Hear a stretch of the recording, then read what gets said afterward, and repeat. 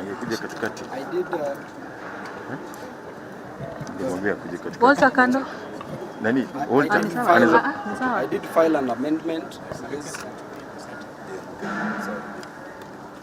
Thank you.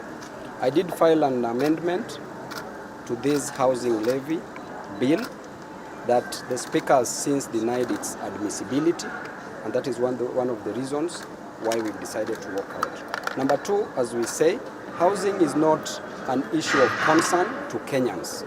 Kenyans have serious things ranging from unemployment, high cost of living, to high cost of education that should be discussed on the floor of the parliament.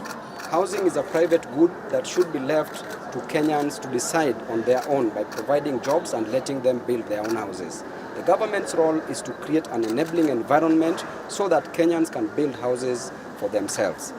The sole responsibility of the government is to work on the public goods, not private goods. Public goods like roads and merit goods like education, and also facilitating the consumption of health and education. Otherwise, we are not in support of this, because this bill is meant to defraud, to pilfer, to steal money from Kenyans. Thank you. Tukiwa tumetoka kwenye bunge na kama wabunge wa Azimio tumekubaliana kwa kauli moja kwamba hatuwezi kuhusika kwa mswada ambao nia yake ni kuwadanganya wa Kenya kwamba tumepitisha mswada kwa njia inayostahili. Jambo muhimu hapa ni kwamba marekebisho tuliyotaka katika mswada huo yamekataliwa, na wale wenzetu wa Kenya Kwanza wamepewa ilani kwamba wakiwa kwenye bunge wasikubali lolote, marekebisho yoyote. Na tumeona kwamba mswada huu una shida nyingi. Mswada wenyewe jinsi ulivyomilikiwa umemilikiwa bila kuzingatia kanuni za sheria za nchi hii.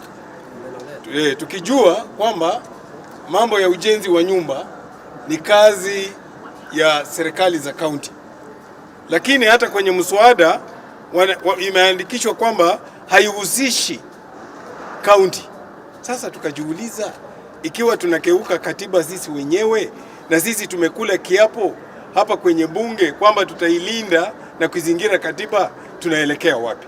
Ndiposa tukaamua kwa kauli moja tujiondoe kwenye mazungumzo yanayoendelea, tujiondoe kwenye debate inayoendelea, ili wale wa jamaa wenyewe wajiongeleshe na Wakenya wajue kwamba sisi kama wanaazimio tumekataa katakata mambo na mswada huu.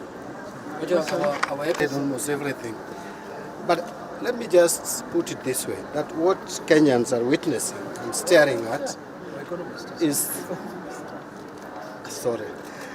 what Kenyans are witnessing and staring at is dictatorship by William Ruto. I've said this before and I want to repeat it. This is the real Ruto. The Ruto we have seen for the past 12 or so months is a fake one.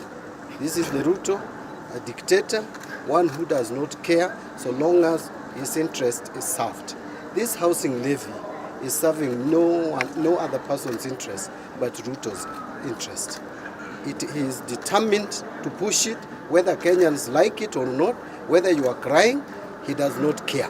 This bill is not good for Kenyans, and they know it. It's not that the executive does not know, but they still insist in pushing it, whether we make noise or not. Now, my final comment would be, I want to thank the leadership of Azimio. There was no reason why we should participate at all in the committee of the whole house, because this is already determined. So walking out is the right thing to do. Let us meet elsewhere. First, maybe courts. Two, I think Kenyans may go back to where we came from. Because if we have to be pushed this way, tomorrow you don't know what will happen. Let me just mention something that is very interesting, and Honorable Chindamolo mentioned it. That now any Kenyan, whether you are a farmer or you sell clothes, mutumba, or whatever you do, the government has the right to calculate 1.5% of your gross earnings, not net. Gross earnings, and deduct that as housing levy. What we are doing is simply setting Kenyans against the KRA. They will come to your doorsteps and start demanding for housing levy from you for I don't know what source of income. Thank you. I have a question. Just say something. Let Dr. Mukali speak. No. Fellow Kenyans.